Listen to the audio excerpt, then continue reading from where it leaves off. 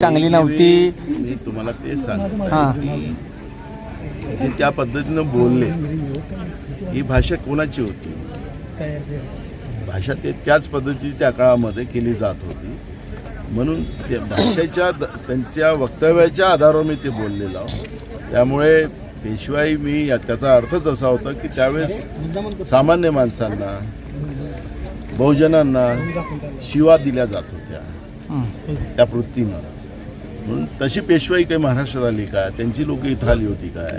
हा प्रश्न या निमित्ताने नानाभाऊ, खरं तर तुम्ही म्हणाल की राहुल गांधींचा दौरा लवकरच फिरणार आहे. काय नक्की शेड्यूल आहे? काय एकंदरीत अजून दौरा झालेला नाही. मी आज गेल्यानंतर मुंबईला या सगळ्या गोष्टीची माहिती त्यांना देतो आणि तशा पद्धतीचा दौरा घेण्याच्या. नानाभाऊ, आज आप इधर मार्केटवाड़ी में आए हो, क्या लोगों से बातचीत हुई और राहुल गांधी कब आने वाले हैं?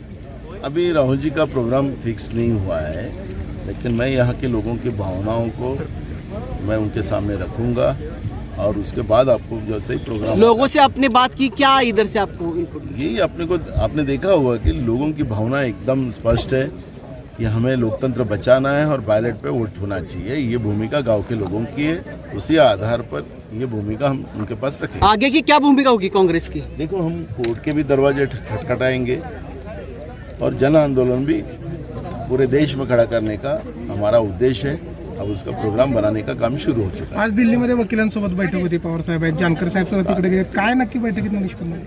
बघा, आता त्याच्यामधून मार्ग काढावा लागेल आणि कोर्टामध्ये जावंच लागणार आहे. त्याच्यामुळे आमचे आमदार आज तिथं गेलेले आहेत दिल्लीमध्ये. काही सुप्रीम कोर्टाच्या वकिलाशी चर्चा करणार आहे आणि सगळी कायदेशीर चर्चा करूनच त्याच्यातला मार्ग काढला. भारत जोडो यात्रेसारखी इथं चालू होणार होऊ शकत आहे, कारण की मतनवाडीच्या लोकांनी जी सुरुवात केलेली आहे, हा जो आवाज आहे हा देशाच्या कानाकोपऱ्यात पोहोचला, नव्हे तर जगामध्ये पोहोचला. जागतिक पातळीवर याच्यावरची चर्चा सुरू झालेली आहे.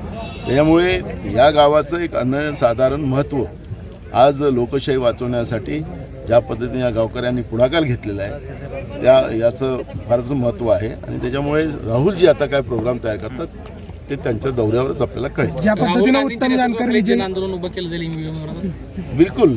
आमचे राष्ट्रीय अध्यक्ष मल्लिकार्जुन खरगे साहेबांनी 26 नोव्हेंबरच्या दिवशी कालकटोराला कार्यक्रमातच त्यांनी जाहीर केलं की बॅलेट मतदानाच्या बाबतचं धोरण देण्यासाठी राहुल गांधीजी भारत जोडो यात्रेप्रमाणे मोहीम करतील, अशा पद्धतीचं आमच्या राष्ट्रीय अध्यक्षांनी जाहीर केलं. काल तुम्हाला ज्या पद्धतीने विधानसभेमध्ये जे काय बोलणं झालं, काय वाटतं एकंदरीत ज्या पद्धतीने हेटाळणी करण्यात आली असं तुम्ही पण बोलला? 208 मत. तुम्हाला तेच सांगतो ना, सत्तेचा माज कसा असतो तो पहिल्याच दिवशी जाणवला. आणि म्हणून ही जी माज येणारी व्यवस्था जी असते हे लोकांमधून निवडून आलेली नाही आणि त्याच्यामुळे हे सगळी परिस्थिती आता चाललेली आहे. त्याच्यामुळे आता आपण पुढच्या काळात बघू ना, आता सुरुवात झालेली आहे.